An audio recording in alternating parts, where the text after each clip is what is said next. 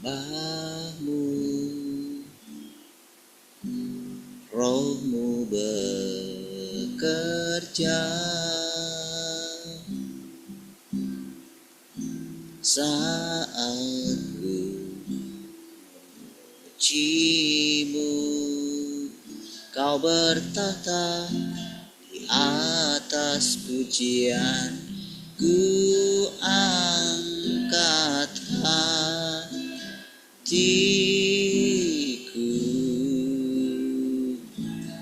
ku pandang kekudusanmu. Saat ku sembah, ku pujimu, ku rasakan kehadiran-Mu Tuhan. Saat ku menyembah-Mu, Roh-Mu bekerja saat ku memujimu. Kau bertahta di atas pujian, ku angkat hatiku, ku pandang kekudusan-Mu. Saat ku sembah, ku pujimu, ku rasakan kehadiran-Mu Tuhan. Ku angkat hatiku,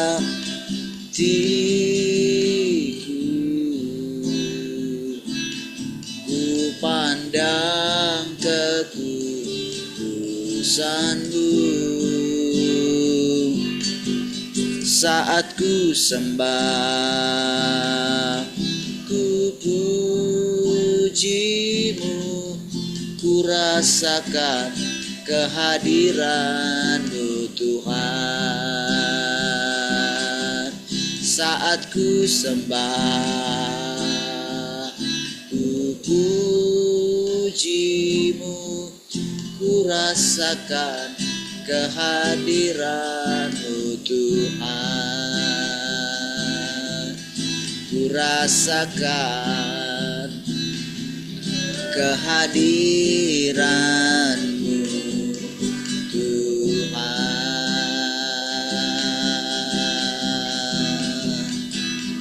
Oh,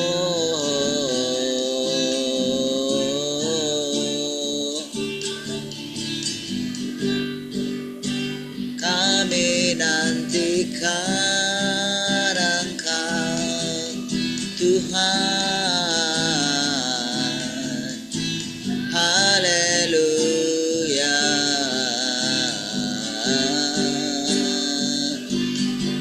Kami memuji Engkau dalam hadirat-Mu.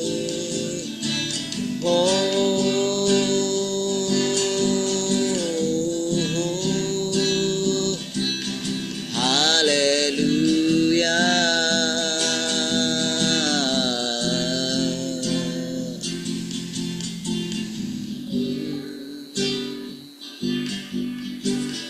Di hadirat-Mu aku puas, di hadirat-Mu aku bebas, di hadirat-Mu ada terang kehidupanku, pernyataan kuasa kekuatan-Mu. Di hadirat-Mu ku datang, persembahkan lagu di hadapan Rajaku.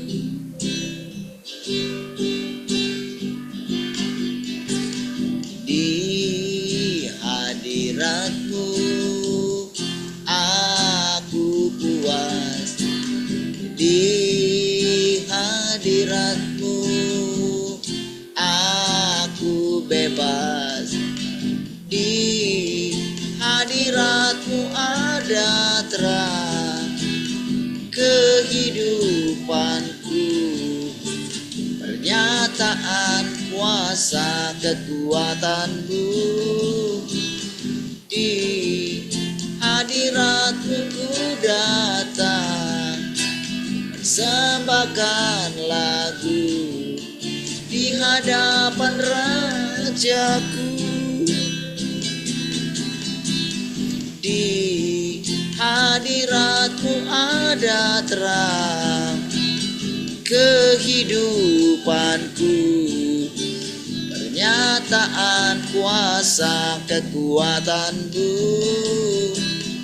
Di hadirat-Mu ku datang, persembahkan lagu di hadapan Rajaku. Persembahkan lagu di hadapan Rajaku.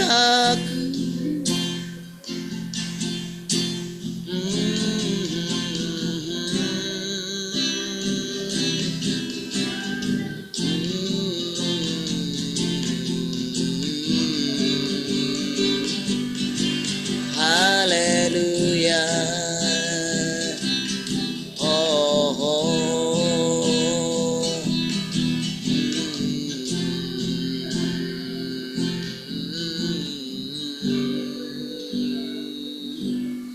Terima kasih ketika kami datang kepadamu, hati kami dibarui. Setiap pagi kami dapat memandang-Mu, memandang wajah-Mu.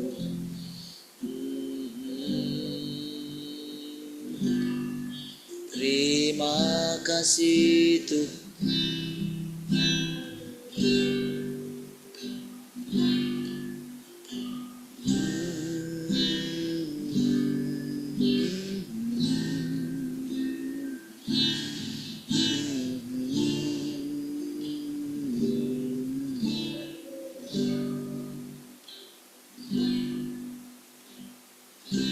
Kaulah kekasih hatiku,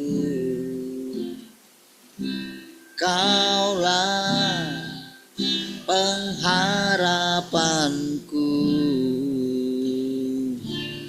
lebih dari dunia ini, lebih berharga dari emas perak,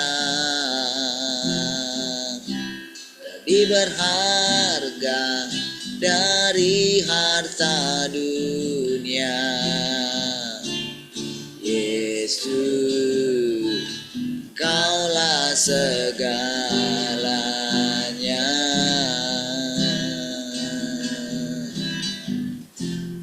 Tak dapat jalan sendiri, ku perlu Engkau selalu. Oh, ku tak dapat hidup tanpa-Mu, hanya Engkaulah sumber kehidupan.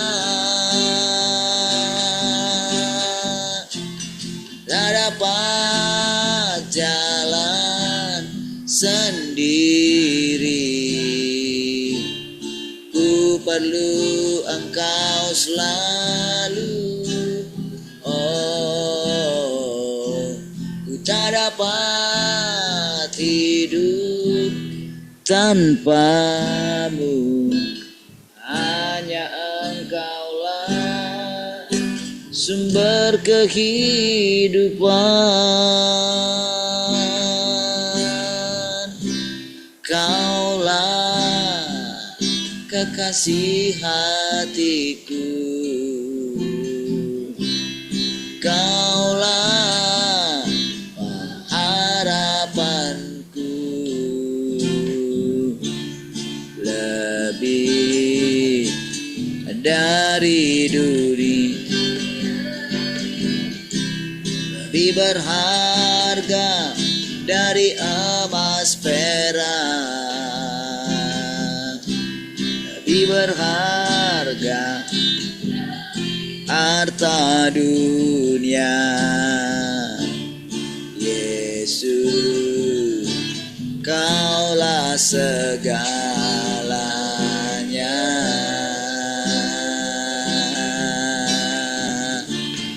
Yesus, kaulah segalanya.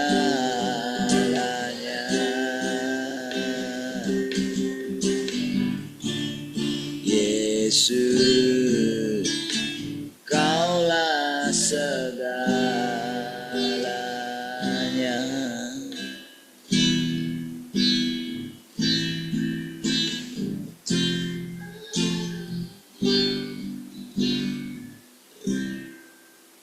Haleluya. Kasih Tuhan. Sebab kaulah segalanya bagi kami. Kaulah sumber hidup kami Tuhan. Terima kasih Tuhan. Mari silakan kembali Engkau mengajari kami Tuhan kebenaran firman. Terpujilah Engkau Tuhan. Haleluya. Mari semua yang merindukan Tuhan sama-sama katakan amin. Baik, puji Tuhan. Shalom semua. Selamat pagi.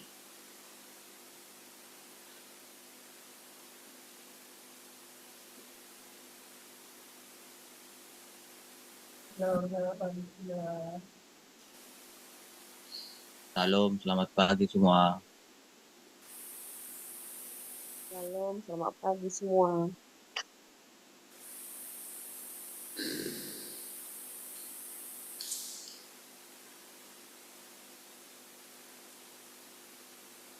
Shalom, selamat pagi semua. Baik, Tuhan.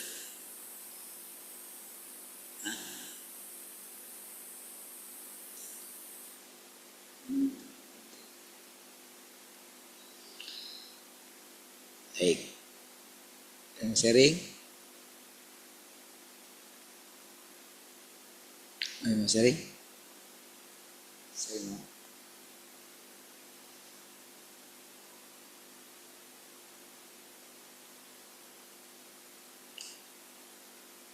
Mau sharing? Baik.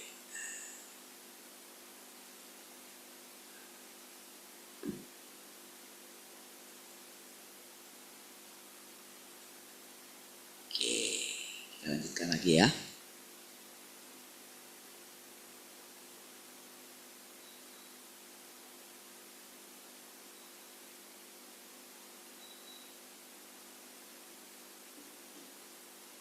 Oke.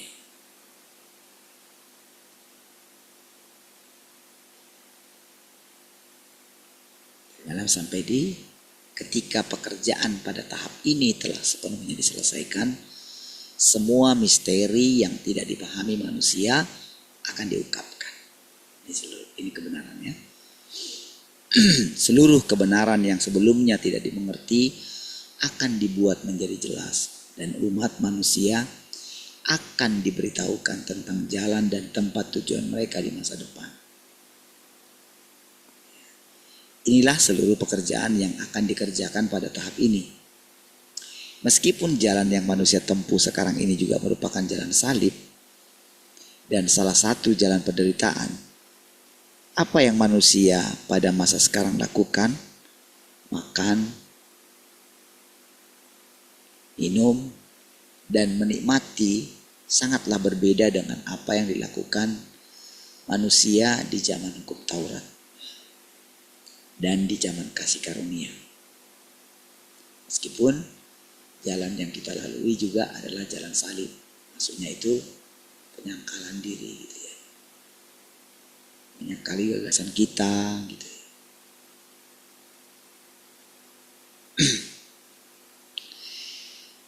Tapi berbeda ya, sangatlah berbeda.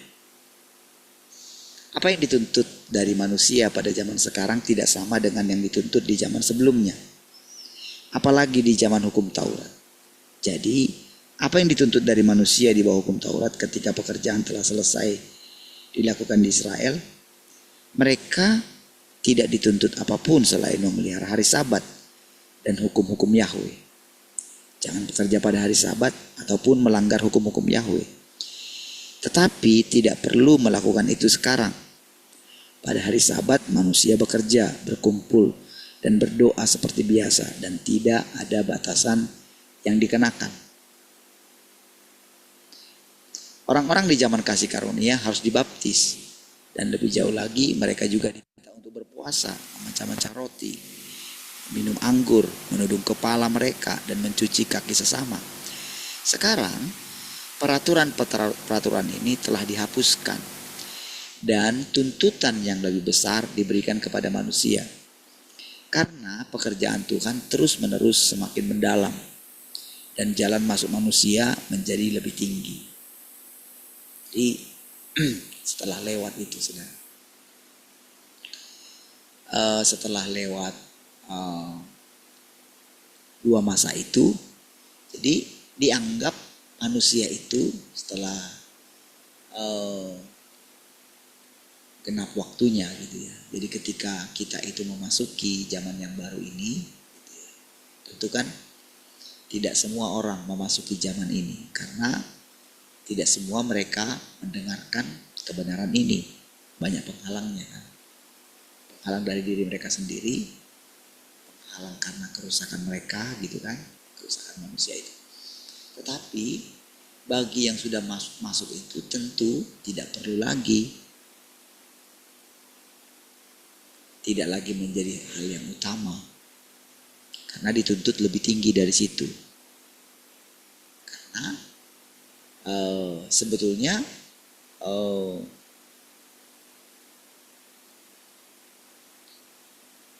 kita sudah pernah mengalaminya, tapi yang maksudnya adalah generasi berikutnya tidak lagi dibatasi oleh aturan-aturan itu. Ya. Nah,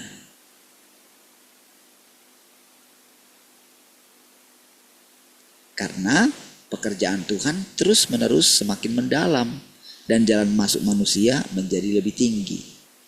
Di masa lalu Yesus menumpangkan tangannya ke atas manusia dan berdoa. Tetapi sekarang karena segala sesuatu telah dikatakan, apa gunanya penumpangan tangan? Firman saja dapat membuahkan hasil.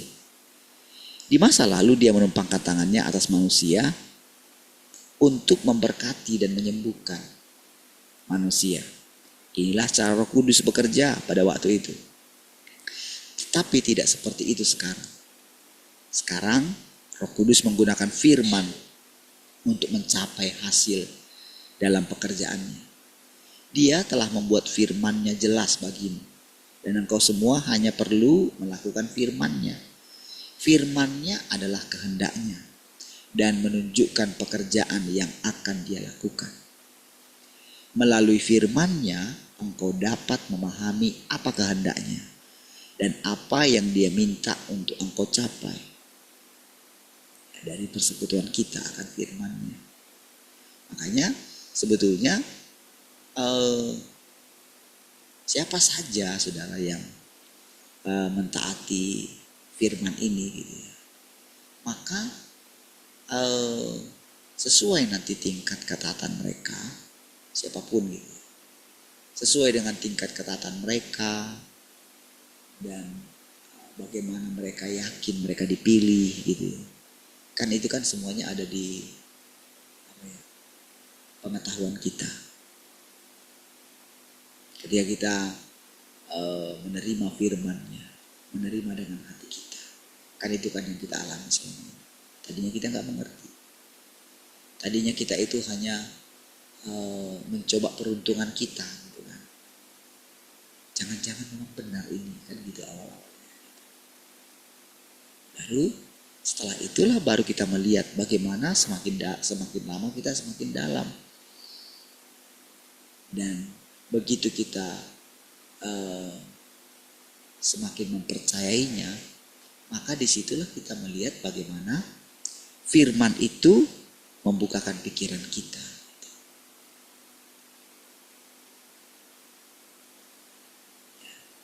Membuat kita bisa mengalami perubahan dan kita mengetahui apa yang menjadi kehendak. Kita bisa mendengarkan perkataan-perkataan yang langsung seperti fresh, baru keluar dari mulutnya Tuhan. Disitulah baru kita mulai mengerti, oh iya ya, inilah artinya benar-benar menyembah Allah, menyembah Tuhan gitu. Bukan menyembah berhala. Karena berhala itu kan mati. Sementara karena kita itu terus masuk ke dalam hatinya Tuhan gitu ya. Masuk ke dalam hatinya Tuhan kan tidak ambigu lagi. Tetapi masuk ke dalam firman-Nya. Dan bukan firman yang dulu gitu. Firman pada zaman sekarang. Jadi benar-benar kita mengikuti Tuhan yang terus bekerja gitu. Itu baru yang namanya menyembah Tuhan yang sejati.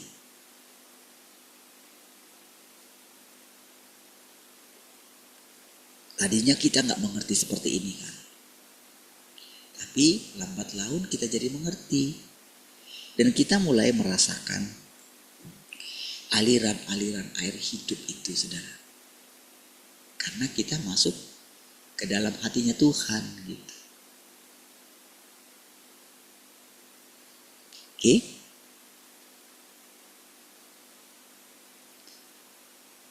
Melalui firman-Nya engkau dapat memahami apa kehendaknya dan apa yang Dia minta untuk engkau capai. Engkau hanya perlu langsung melakukan firman-Nya tanpa perlu penumpangan tangan. Jadi sama saudara, kalau dikatakan tanpa perlu. Jadi ketika Tuhan itu datang, jadi Dia itu hanya berfirman. Firman-Nya itulah yang menjadi hakikatnya. Makanya kita benar-benar kan seperti Tuhan itu sendiri yang mengajari kita. Jadi di mana-mana pun nanti seperti itu. Ketika firman ini dibacakan dan orang mendengarnya, terjadilah persekutuan. Ketika saudara mulai bicara, itu artinya sebetulnya saudara sedang menerapkannya. Kan waktu kita bicara itulah berarti kan kita mengizinkan Tuhan itu memakai mulut kita. Waktu itulah kita baru bisa merasakan pikirannya Tuhan itu. Maka itulah yang diharapkan dari persekutuan kita. Bukan monolog gitu, tapi dialog. Kayak sering sekali di sini ditanya gitu, menurutmu apa pengertian? Jadi seperti interaksi, gitu ya.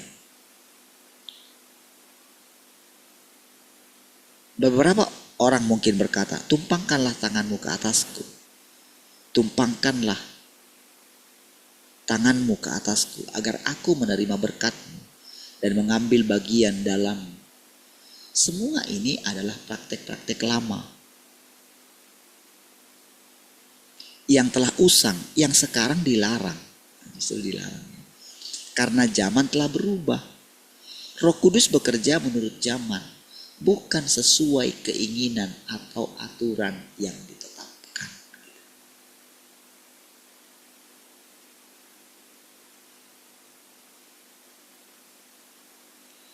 Kalau terus mengikuti aturan itu, maka Tuhan itu bukan lagi Tuhan. Karena kan ketika peraturan itu menjadi peraturan gitu, menjadi hukum, maka disitulah orang mempermainkan hukum itu kan. Di situ akan memenjarakan pembuat hukum itu. Tuhan kan yang memberikan hukum Taurat itu. Tetapi ketika Tuhan itu datang dengan pekerjaan yang baru, dengan zaman yang baru, mereka masih tetap ada di sana. Hukum Taurat itu yang tadinya itu adalah firman Tuhan kan menjadi usang, menjadi pekerjaan yang sudah selesai. Tapi bagi mereka yang terus berkecimpung di situ, mereka akan menganggap itulah seluruh kebenaran, itulah Tuhan itu.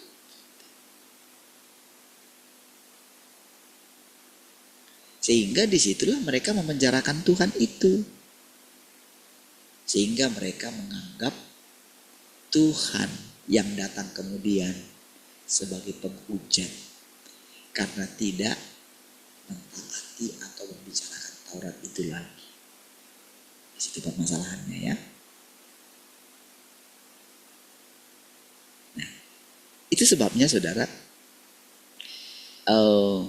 zaman yang baru ini membawa pemikiran yang baru.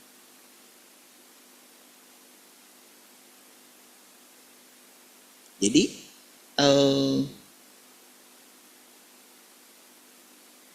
di zaman sekarang ini Tuhan itu akan singkapkan kemana tujuan kita, kemana tujuan manusia itu. Akan dipisahkan. Apakah mereka berhenti di satu zaman itu? Kenapa Yesus berani mengutip, kalau engkau keturunan Abraham, maka engkau akan datang kepada aku. Tapi engkau bukan keturunan Abraham. Memang secara keturunan jasmani, kamu keturunan Abraham. Tetapi Abraham itu punya iman, dia beriman, dia melihat ke masa depan. Sementara kamu tidak. Gitu. Jadi ketika Tuhan mengutip lalu membuat perumpamaan tentang Lazarus dan orang kaya itu, kan gak ada itu di Taurat. Dia mengajarkan itu kebenaran. Lalu mengatakan ada jarak antara Abraham, ada jarak antara aku dengan engkau, katanya. Kamu mesti melewati dulu apa yang dialami oleh Lazarus dulu. Makanya kan ketika dikatakan disitulah terdapat ratap dan kertak gigi. Gitu. Kalau menurut ini sudah ada 2 tempat ratap dan kertak gigi itu. Di neraka juga ada ratap dan kertak gigi, tapi ada tempat yang lain juga di luar neraka. Itu hanya pemahaman secara badani. Tetapi kalau sudah berbicara mengenai pengertian secara rohani gitu ya, secara sama sebetulnya ketika kita menyembah Tuhan secara roh itu berbeda dengan menyembah secara jasmani. Makanya Tuhan mengatakan Allah itu roh. Kalau kamu mau mencoba ingin memahaminya, menyembahnya gitu, kamu mesti menyembahnya dalam roh. Nah, perkataan itu pada waktu itu saudara tidak dimengerti, saudara. Orang karismatik pun menganggap pikirnya berbahasa roh gitu. Makanya mereka terus mempertahankan bahasa roh. Sementara di zaman sekarang tidak lagi, saudara.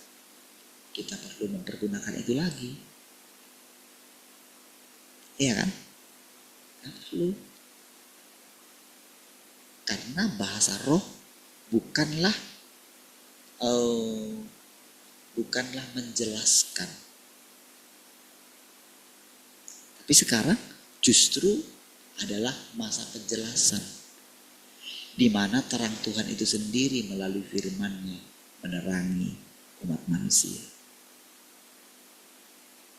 Makanya dikatakan tadi, saudara, akan terjadi pemisahan. Tuhan akan meninggalkan mereka yang masih pikirannya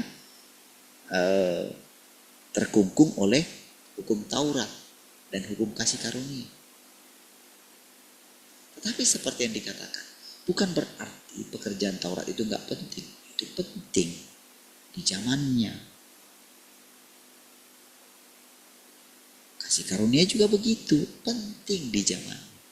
Dari situlah kita mengenal, kita memasuki zaman sekarang. Gitu ya. Semua ini adalah praktek-praktek lama yang telah usang, yang sekarang dilarang karena zaman telah berubah. Roh Kudus bekerja menurut zaman, bukan sesuai keinginan atau aturan yang ditetapkan. Zaman telah berubah, dan sebuah zaman baru tentu membawa serta pekerjaan yang baru. Hal ini berlaku di setiap tahap pekerjaan. Nah, jadi saudara, kalau firman dari zaman Taurat sampai zaman kasih karunia yang terangkum dalam kitab perjanjian baru dan perjanjian lama itu gitu, saudara. Maka sekarang ini, saudara, Tuhan itu lewat dia berfirman itu, dia itu sedang menunjukkan kepada kita Allah yang sebenarnya. Allah yang sebenarnya itu tidak terpahami, dalam sekali. Tetapi lewat firman-Nya yang sudah berjuta-juta ini, bahkan ini akan lebih dalam lagi. Dari sinilah, saudara, kita itu akan mengalami Allah yang sangat dalam itu. Kan ini kan landasan dari semua, supaya kita bisa menerima perkataan-perkataan yang baru. Maka Tuhan itu bisa mengajar semua orang. Tuhan bisa menuntun semua manusia ini, saudara. Dan orang-orang yang hidup di zaman yang sebelumnya, mereka itu akan hidup kembali. Iya, makanya kan dikatakan kan Elia, Musa, saudara lihat, mereka hidup lagi gitu kan. Tapi mereka dibunuh katanya, lalu 3 hari mereka hidup sehingga mencengangkan. Nah, jadi saudara, sekarang kita juga pikiran kita tiba-tiba terbuka, iya ya, kehidupan ini kan nanti kekal.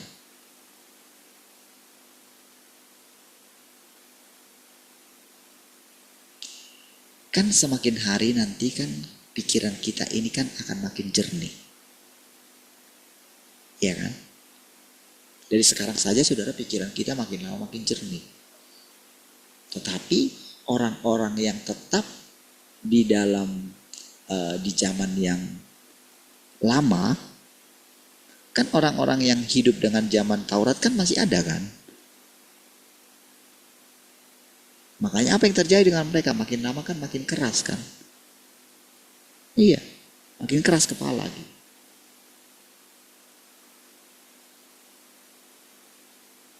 Kalau nenek moyang mereka sudah keras kepala, apalagi mereka. Iya kan?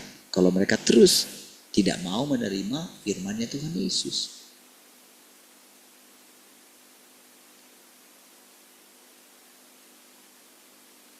Kan dulu mereka sudah menolak Tuhan Yesus.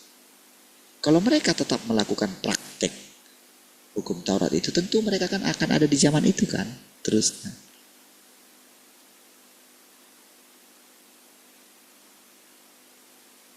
makanya dikatakan sudah dekat kepada pemusnahan. Oke? Nah, sementara orang yang hidup di zaman sekarang ini, saudara, dia akan terus maju, akan melampaui. Jadi walaupun kita masih melihat dunia ini sepertinya sama, tetapi begitu kita itu terus mendengarkan firman Tuhan, kan kita akan meninggalkan zaman yang sedang kita lihat ini. Kan yang akan lenyap itu kan tubuh kita secara daging gitu. Itu kan yang akan lenyap. Tetapi ketika kita mendengarkan firman Tuhan yang mengatakan mereka yang mati akan hidup, akan dibangkitkan pada akhir zaman, katanya.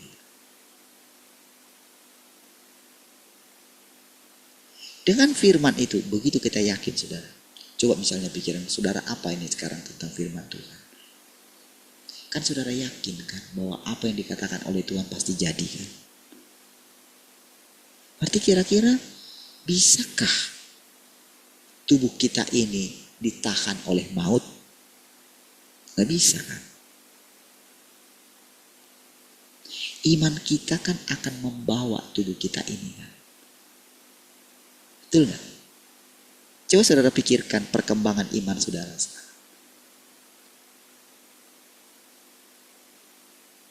Coba pikirkan tentang bagaimana paradigma saudara berpikir ketika saudara terus mendengarkan perkataan ini. Tapi perkataan saya berdasar kan. Dan kita diizinkan di masa-masa kemarin gitu kan. Kita kan diizinkan melihat bagaimana setiap perkataan kita itu jadi kan. Diizinkan itu loh. Lalu Tuhan bilang, oke, sekarang beranjak ya dari situ ya. Oke, kita taatkan. Tetapi pengalaman kita tentang bagaimana firman itu diwujudkan, bagaimana iman kita itu dinyatakan, itu kan tidak hilang pengalaman itu kan. Ada kan.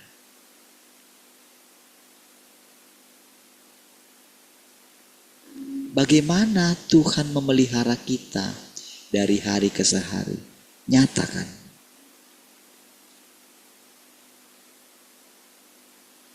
Sehingga ketika Tuhan mengatakan, sampai kapan kamu terus begini? Berarti kan firman itu kan harus saya jawab. Dan ketika saya jawab dan saya berdoa kepada Tuhan kan, iya Tuhan. Tapi saya nggak tahu. Kalau engkau katakan begini, saya pengen juga keluar kok dari keadaan itu. Disitulah kita berdoa kan. Disitulah saya berdoa. Firman Tuhan kan bilang, waktu kita berdoa pasti dijawabkan sama Tuhan. Kan itu iman kita kan. Mintalah, maka engkau akan mendapatkan. Ketoklah, maka pintu pasti dibukakan. Kasih perumpamaan tentang hakim yang lalim dengan janda yang terus mengetuk pintu itu, mengetuk pintu rumah hakim itu supaya dia dibenarkan. Sekalipun dia lalim, tapi karena dia merasa daripada rese ini orang, lebih baik aja aku turuti. Apalagi bapamu yang di surga. Kan gitu kan, ketoklah maka pintu akan dibuka. Berarti kan kalau kita berdoa, berarti kan Tuhan akan menjawab doa. Tuhan akan membawa kita. Tiba-tiba saja saudara pengertian kita itu menjadi simpel. Oh iya ya, perkataan Tuhan itu benar. Pasti jadi. Jadilah, kan gitu kan. Sesederhana itu.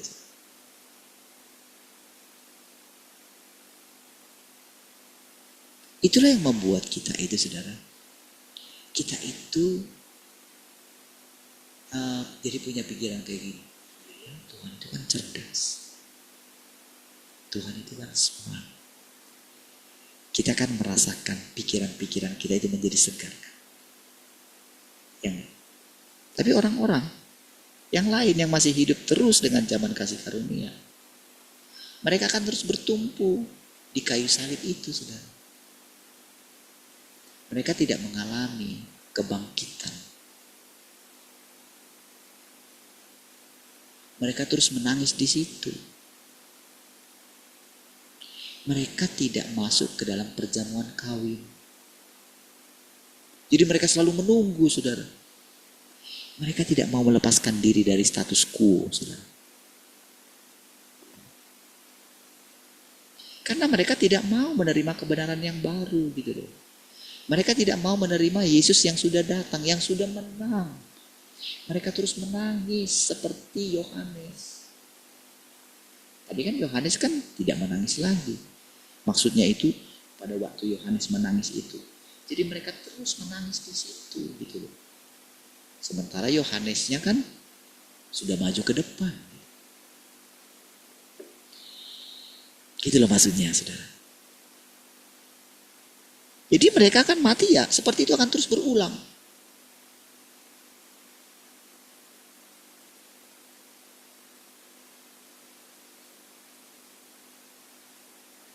Disitulah waktu mereka insaf gitu. Kasih lagi 1 jam. Kasih mereka kesempatan lagi.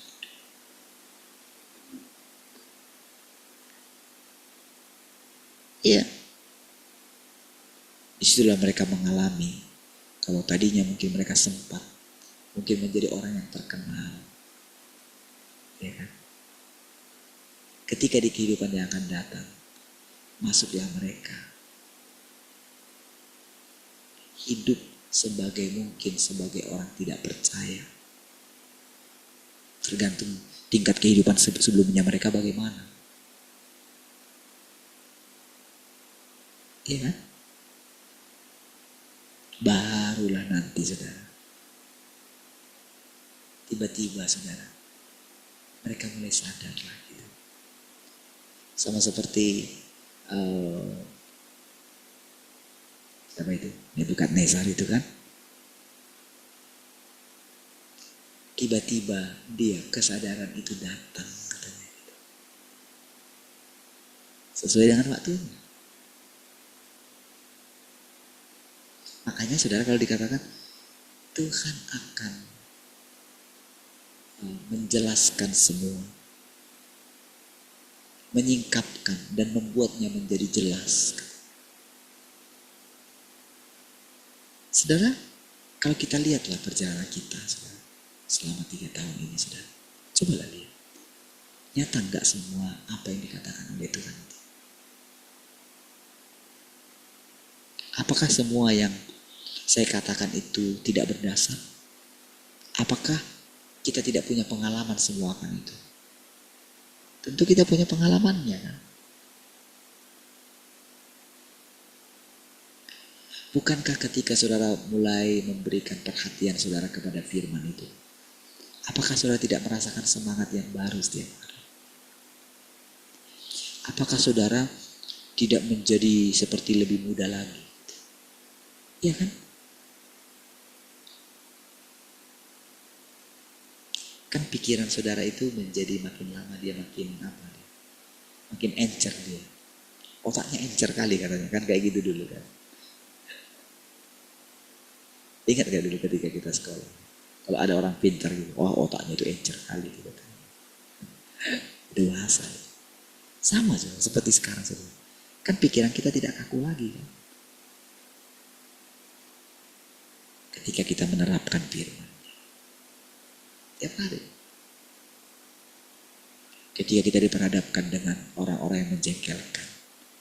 Pertama, terjengkel. terus kedua, ketiga, keempat. Kita mulai menerima kan? Sudah.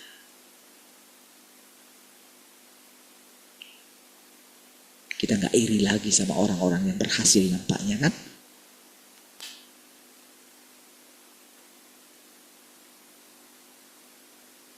Kita tidak perlu berusaha untuk menjadi lebih pintar menurut ukuran dunia ini kan? Tapi kita terus mendengarkan Tuhan. Lalu tiba-tiba terbuka pikiran kita. Iya ya. Dagingku ini kan, aku kan manusia. Berarti kan aku ini kan tidak tersembunyi. Kalau misalnya kita percaya kita berasal dari tanah.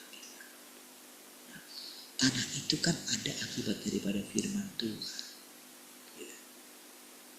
Berarti kalau dikatakan Tuhan itu datang di dalam daging, berarti kan aku ini kan akan merasakan kedatangan Tuhan itu.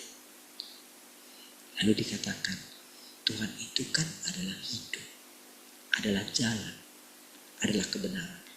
Oh, berarti semua tentang Tuhan itu ada dalam diri saya. Tergantung bagaimana saya mau menerima dia. Tergantung bagaimana saya mentaatinya. Apa yang dibenci oleh Tuhan? Lama-kelamaan, saudara. Apa yang dibenci, apa yang dikasihi. Kita kan menjadi tahu wataknya Tuhan. Lewat perjalanan hidup kita. Dia gak mau kita takut. Dia gak mau kita berpakaian compang-camping. Iya kan? Dia gak mau kita murung. Dia mau kita bersemangat. Dia mau kita menjalani hidup yang tulus gitu. Dia mau kita menjalani hidup yang menjadi segar senantiasa. Iya kan? Terus belajar gitu.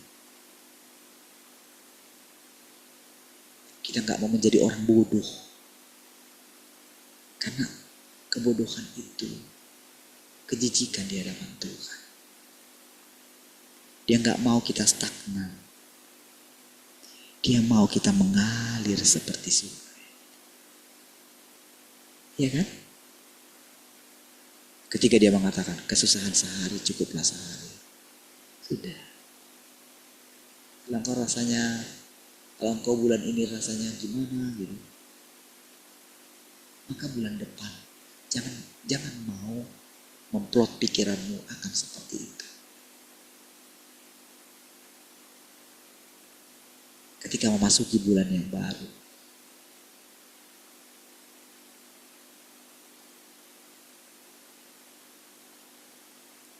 kita tidak mau lagi saudara tinggal dalam keadaan kita itu yang membosankan gitu. Karena kita telah menerima firman kalau Tuhan itu adalah Tuhan yang selalu baru. Itu saudara. Jadi kalau kita membayangkan pikiran kita ini saudara, kalau kita membayangkan pikiran kita ini, bagaimana kakunya dia tadinya gitu. Sekarang pikiran kita gak kaku lagi. Dia kayak di brainwash gitu. Cuci semua yang lama itu. Jadi kita jadi mulai makin paham gitu. Untuk masuk lebih dalam itu ternyata begini. Disitulah baru apa yang dikatakan tadi. Tuhan akan membuatnya menjadi jelas katanya. Tuhan gak datang menumpangkan tangan. Aku buka pikiranmu. Enggak lagi.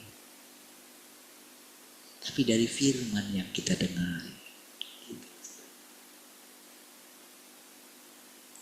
Jadi Tuhan gak perlu menumpangkan tangan sama kita. Tuhan yang di sana gak perlu. Tuhan yang berinkarnasi itu gak perlu harus mengunjungi kita di sini. Karena dari firman-Nya itu kita sudah bersekutu dengan Tuhan yang berinkarnasi itu sendiri. Karena hakikat mereka sama kan? Kan itu dikerjakan satu roh. Gitu. Kan secara perlahan. Berarti tanah kita ini menjadi dikuduskan, saudara. Kan ini tanah.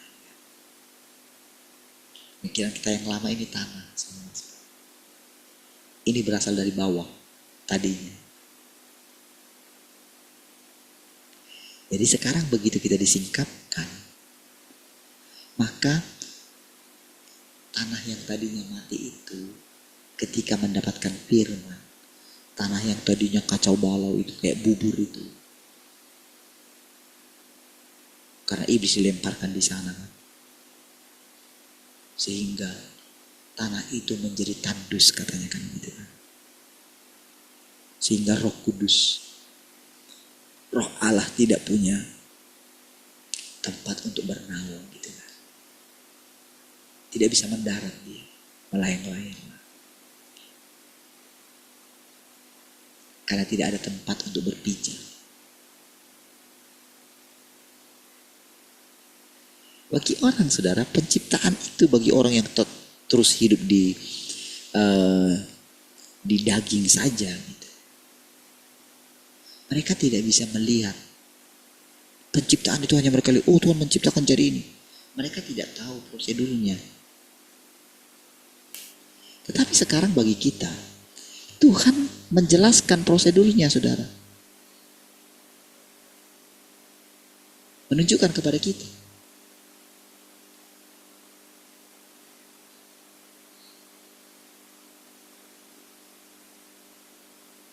Proses daripada firman-Nya. Iya. Ketika saya katakan tadi, saya ceritakan seperti itu. Kira-kira saudara bisa membayangkan gak diri saudara di hadapan firman itu? Bisa gak membayangkan? Bisa gak sekarang membayangkan pikiranmu ini dijernihkan? Bisa gak sekarang pikiranmu itu seperti pikiran yang baru dari awal gitu? Ketika bayi mulai mengetahui, mulai bisa berbicara. Bisakah saudara mulai melihat seperti saudara itu kayak dilahirkan kembali? Iya kan? Bagaimana terus firman itu, saudara? Firman itu kan kata-kata, saudara.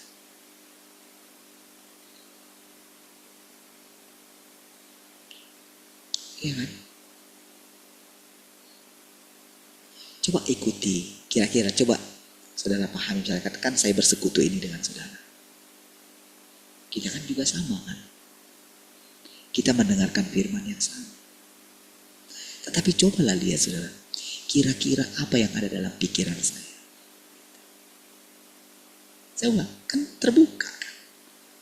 Dari apa yang saya katakan kan saudara jadi tahu kan apa yang saya pikirkan. Lalu dengan apa yang coba saudara mulai masuki seperti yang saya masuki. Kira-kira apa yang ada dalam pikiran saudara. Itu penting. Itu fresh. Jadi kita gak kaku dengan apa yang ada di sini. Kita gak harus mengulangi apa yang kejadian apa di dalam ketika firman ini disampaikan.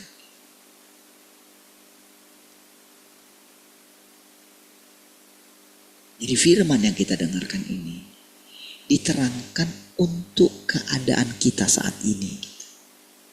Makanya ketika saya katakan seperti itu, tadinya saya nggak ngerti, saudara, kalau prosesnya seperti ini. Nggak ngerti, saya bicara aja.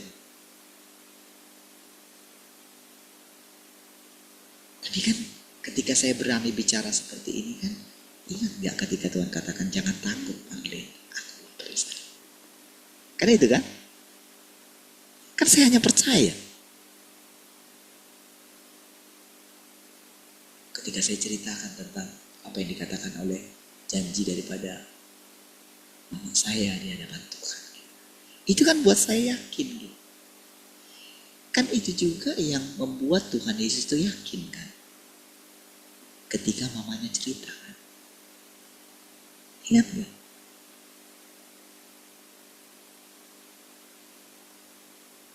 Baru dia itu mulai ngerti, oh Itulah landasan dia.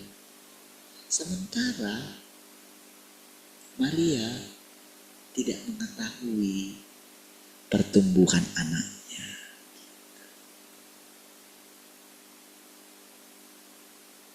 Kan tidak mengetahui. Apa kita tahu, saudara? Pikiran anak-anak kita.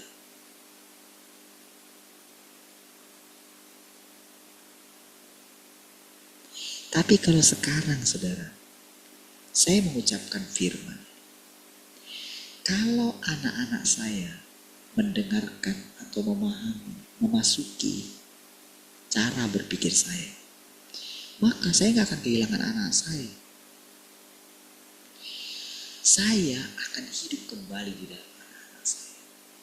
Karena yang mereka hidupi adalah pemikiran saya, buah pemikiran saya.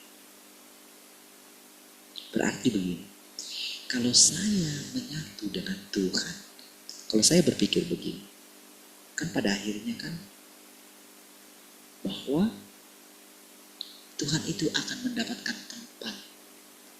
Saya akan menjadi kekasihnya Tuhan, ya kan? Menjadi orang yang dikasihi Tuhan. Karena apa? Saya mau terus membiarkan Tuhan. Ayo Tuhan, silakan Tuhan. Ya, tentu saudara, dia akan lihat saya. Tetapi karena saya ini memang kekasih Tuhan, oke? Maka kekasihnya itu kan kalau kita sudah dianggap kekasih, maka kan kita akan menutupi kesalahan kekasih kita.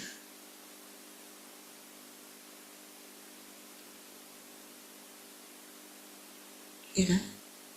Apalagi kalau benar-benar kita tahu bahwa kekasih kita itu sangat mengasihi kita. Ya kan?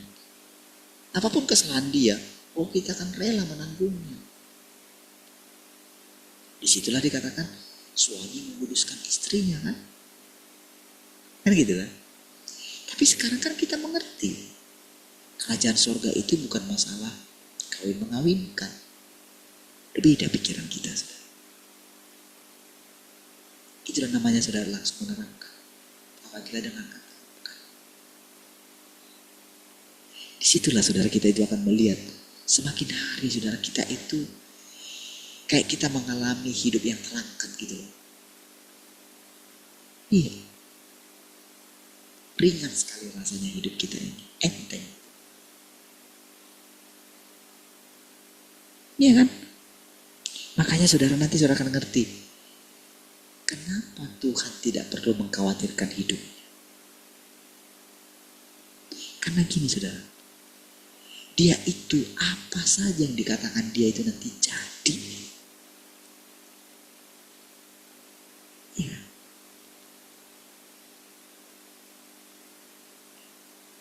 Memang rasanya untuk sampai ke proses itu butuh waktu yang panjang. Tapi apa yang sudah kita mulai,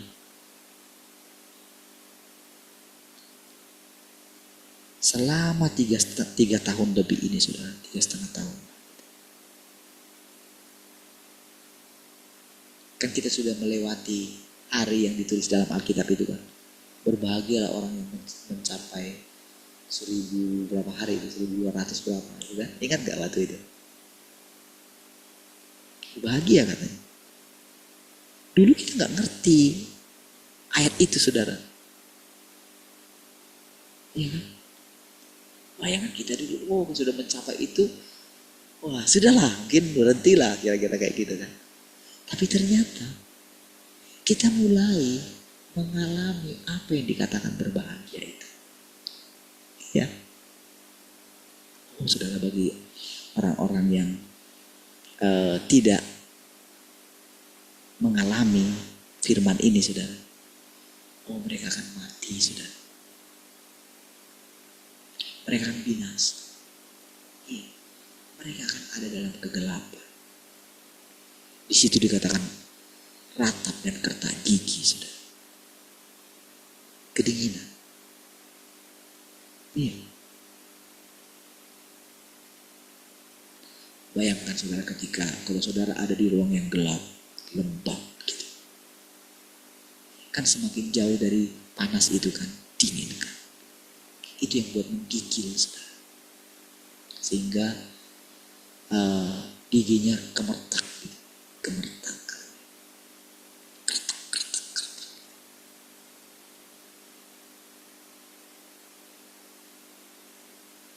Kedinginan. Tidak mendapatkan api lagi. Tidak mendapatkan semangat. Gitu. Jadi saudara, ketika sekarang ini saudara disingkapkan secara perlahan gitu ya. Yang perlu saudara perhatikan adalah sekarang pikiranmu jadi bagaimana? Sekarang engkau punya keberanian enggak menjalani hari-hari ke depan? Coba pikirkan. Terus keberanianmu sama enggak dengan keberanian orang-orang di dunia ini?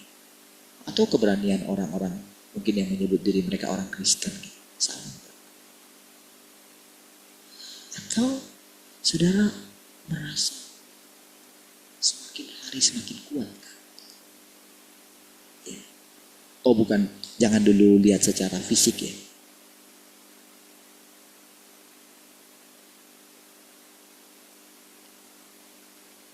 Jangan dulu lihat dari secara fisik kita.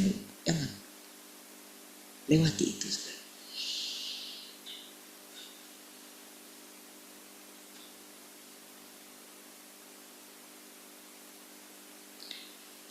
Saudara, ketika kita mendengarkan firman ini,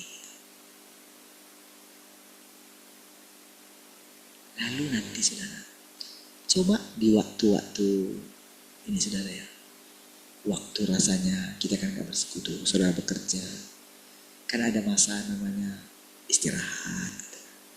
Atau ketika makan, atau apa saja. Pikiran kita kan terus jalan. Apa yang diperhadapkan kepada kita setiap saat? Coba perhatikan.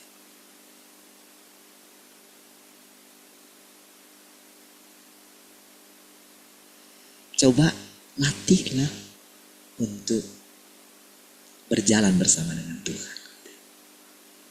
Wah, latihan ini setiap hari. Setelah beberapa waktu saudara akan benar-benar memahami apa artinya Tuhan selalu baru. Ya. Saudara benar-benar akan merasa bagaimana apa artinya memuaskan Tuhan. Tadinya kita gak mengerti. Tadinya kita pikir kalau kita itu berbuat baik, kalau kita begini, kalau kita menginjili orang, kalau kita ini, oh kita akan memuaskan Tuhan. Dia mau kita itu tidak sekedar pelakunya. Dia mau kita menjadi umat pilihan.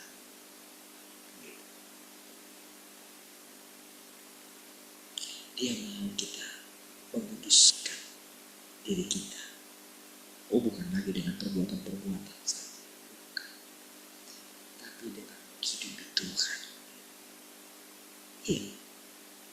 Disitulah kita itu merasa bagaimana kita menari untuk Tuhan.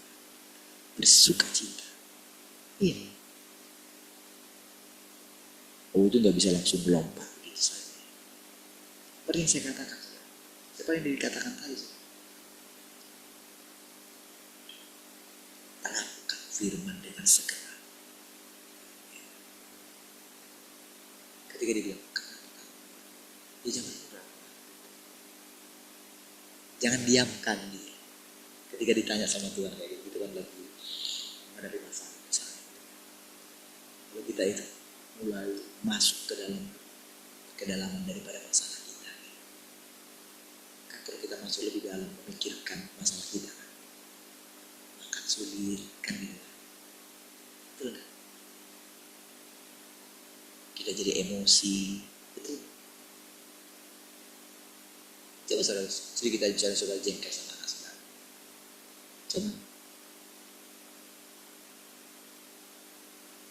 Coba terus tinggal di dalam kejengkelan itu.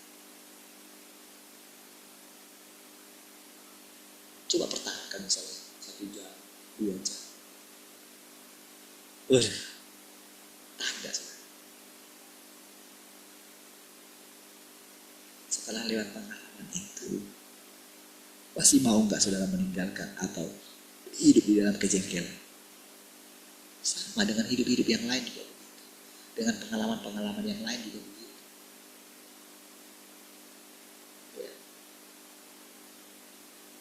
Setiap kita dengar firman Tuhan, harus bersedih. Ya. Makanya aku mikir, toh juga semua ini, kalaupun misalnya aku punya banyak sapi, kan satu sapi habis juga. Lagian kalau aku pertahankan juga nantinya juga, gimana? Aku bisa bawa mati itu kah?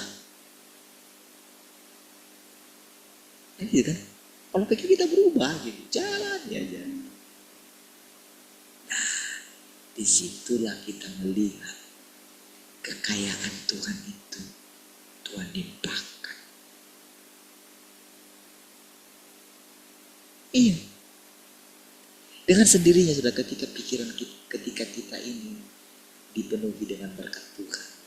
Kan kalau Tuhan dalam kita kan berarti kan berkat Tuhan ada sama kita kan. Betul.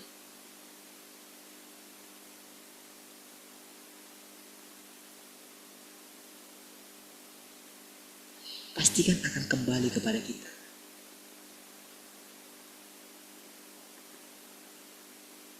Orang-orang kan akan membawa persembahan kan ke rumah Tuhan. Kalau kita jadi rumah Tuhan, kan orang-orang fasik ditugaskan kan. Bentuk apa?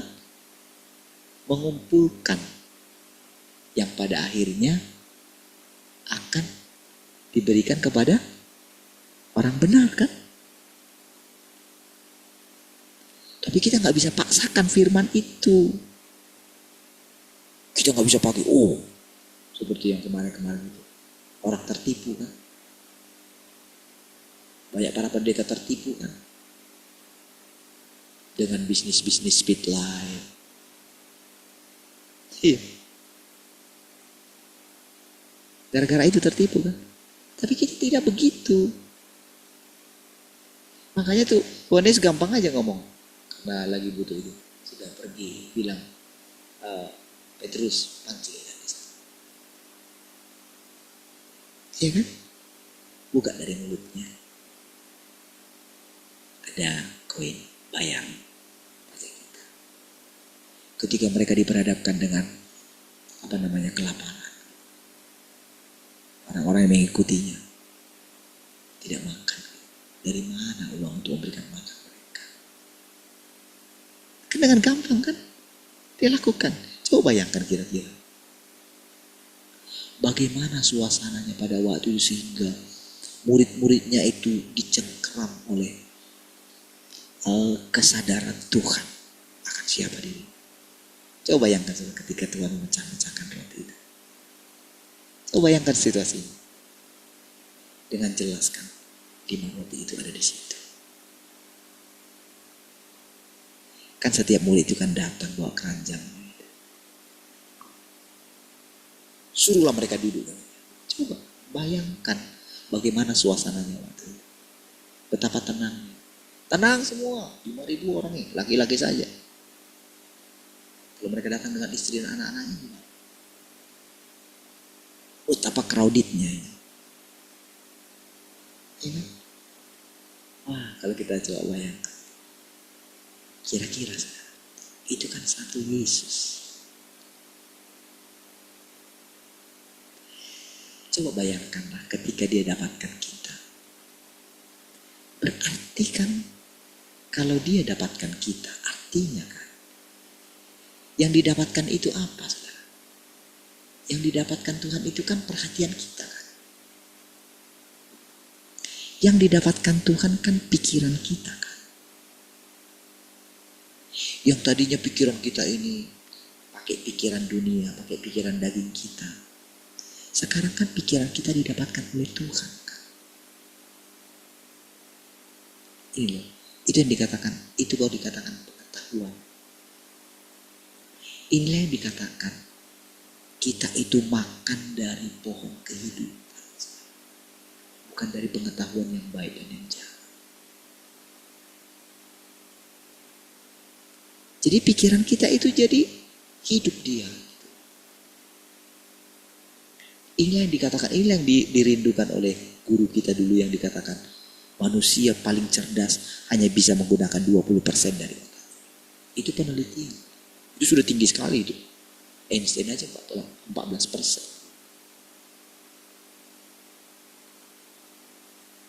Sudah Einstein yang sangat pintar itu. Lalu bagaimana caranya hidup dengan 100% otak kita? Einstein aja mungkin sudah mau meledak saudara pikiran. Iya. Tapi coba bayangkan. Kira-kira bagaimana kita yang hidup. Kita itu kan nampaknya kan sederhana kan. Gak tinggi sekolah kita. Tapi coba lihat saudara. Bukankah sekarang bagaimana Tuhan bisa membuat mujizat itu? Bukankah sekarang masuk akal? Lewat pengalaman yang kita alami. Betul gak? Apa saudara sepakat dengan pemikiran ini? Makanya ketika apa yang kamu dengar hari ini terapkan langsung. Kasih Tuhan. Ketika ada kekhawatiran, ketakutan, udah buang. Jangan mau. Di dalam Tuhan gak ada ketakutan. Di dalam Tuhan gak boleh ada kekhawatiran. Iya. Tetapi kita akan mengalami ketika kita takut. Coba nih Tuhan ajarin, coba nih dalam kondisi ini coba gimana kamu, kira-kira ada untungnya gak kamu takut? Gak ada sih. Terus kenapa kamu takut? Iya sih. Ketika orang mengecewakan kita, ketika orang menolak kita, ketika keadaan tidak seperti yang kita harapkan,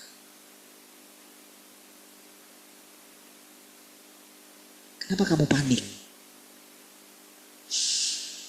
Tapi Tuhan, udah. Saudara kan lihat saudara kesabaran Tuhan memimpin kita. Disinilah benar-benar baru kita benar-benar berjumpa dengan Tuhan yang sesungguhnya. Oh, ternyata Tuhan sangat sabar, sangat tekun kepada kita. Iya, nyata sekali. Baru nanti setelah kita melewati satu masa gitu. Oh, tapi gak berhenti sampai di situ. Tuhan akan bawa kita keliling dunia. Sama seperti Tuhan. Ya perhatikan. Di situ nanti kita lihat bumi yang baru dan langit yang baru.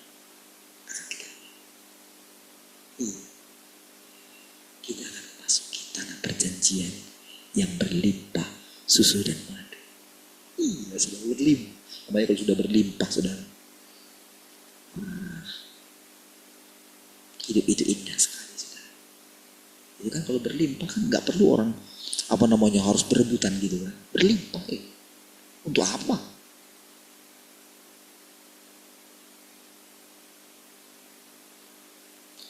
Baik, sudah lihat 3 saudara.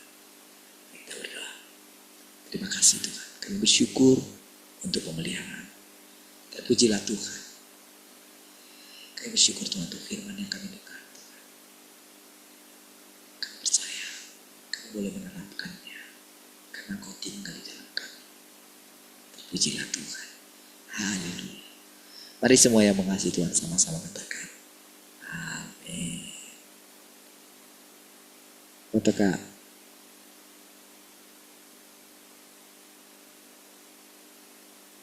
Sudah?